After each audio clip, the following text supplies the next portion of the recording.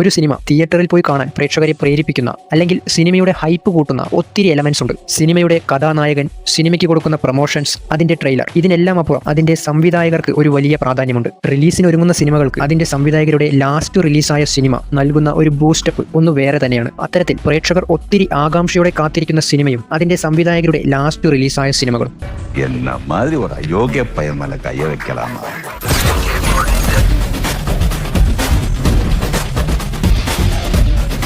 Second പ്ലേസിൽ Rojin Thomas, തന്റെ സിനിമകളിലൂടെ എല്ലാതരം പ്രേക്ഷകരെയും പിടിച്ചിരുത്തുന്ന സംവിധായകൻ. ലാസ്റ്റ് റിലീസായ സിനിമ ഹോം. അടുത്തതായി റിലീസിനൊരുങ്ങുന്നത് മലയാളികളെ ഒന്നടങ്കം ഞെട്ടിക്കാനിരിക്കുന്ന, നാളുകളേറെയായി മലയാളി പ്രേക്ഷകർ കാത്തിരിക്കുന്ന സിനിമ കത്തനാർ. ജയസൂര്യ നായകനായി മലയാളത്തിൽ ഏറ്റവും കൂടുതൽ ബഡ്ജറ്റിൽ ഒരുങ്ങുന്ന സിനിമ. ആദ്യ പടം സൂപ്പർ ഹിറ്റാക്കിയ ഡയറക്ടർ എന്നുള്ള വിശ്വാസത്തിലാണ്.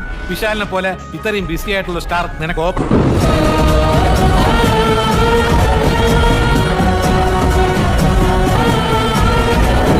ഫസ്റ്റ് പ്ലേസിൽ ജിതിൻ ജോസ്. ആകെ സംവിധാനം ചെയ്ത സിനിമ ഒരെണ്ണം, പക്ഷേ ആ സിനിമയ്ക്ക് അന്ന് കിട്ടിയ ഹൈപ്പിന് കയ്യും കണക്കുമില്ല. 2021 ബയോഗ്രഫിക്കൽ ക്രൈം ത്രില്ലറായ സുകുമാരക്കുറുപ്പിന്റെ ജീവിതകഥ സിനിമയാക്കി വിജയിപ്പിച്ച സംവിധായകൻ. ഇനി അടുത്ത് റിലീസാവാൻ പോകുന്നതും ഇതുപോലൊരു ഐറ്റം, കളങ്കാവൽ. ഇനി എന്നെ ആര് കാണണമെന്ന് ഞാൻ തീരുമാനിക്കും. അത് കാക്കിയാണെങ്കിലും ശരി, കഥറാണെങ്കിലും ശരി.